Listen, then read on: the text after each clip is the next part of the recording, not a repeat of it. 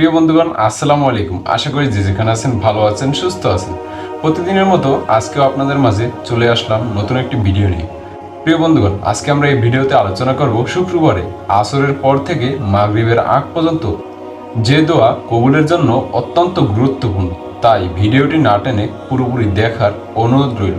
আমি শুরুতেই বলে নিচ্ছি, আপনি যদি আমার চ্যানেলে নতুন হয়ে থাকেন তাহলে একটি সাবস্ক্রাইব করার অনুরোধ রইল এবং ভিডিওটি দেখে যদি আপনার ভালো লাগে তাহলে শেয়ার করে অন্যদেরকে দেখার সুযোগ করে দিবেন।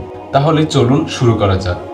শুক্রবারে আসরের পর থেকে মাগরিবের আগ পর্যন্ত এই সময়টি দোয়া কবুলের জন্য অত্যন্ত গুরুত্বপূর্ণ।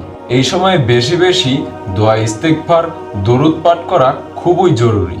আল্লাহুম্মা সাল্লি আলা মুহাম্মাদিন নাবিয়্যিল উম্মি ওয়া আলা আলিহি ওয়া সাল্লিম তাসলিমা।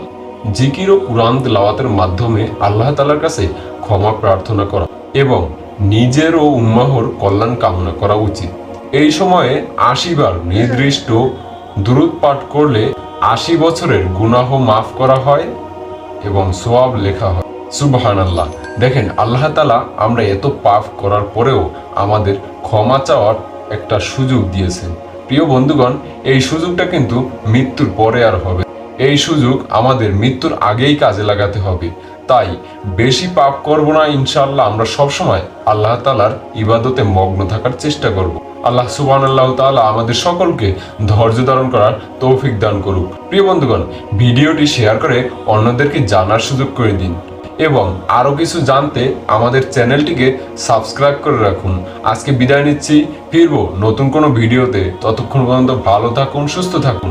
জাযাকাল্লাহ খৈরান। আসসালামু আলাইকুম ওয়া রাহমাতুল্লাহ।